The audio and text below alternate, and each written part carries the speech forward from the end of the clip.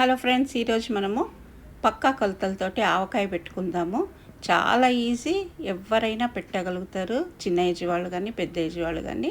ఇంకా మనము వేరే చూసుకోవాల్సిన అవసరం ఉండదు. కొలత అది తూకాలు అది ఓన్లీ ఒక గ్లాస్ తీసుకొని గ్లాస్ తోటి మనము కొలుచుకొని పెట్టుకోవచ్చు. 4:1 అంటే 4 గ్లాసుల ముక్కలకి ఒక గ్లాస్ కారము, ఒక గ్లాస్ ఆవపిండి.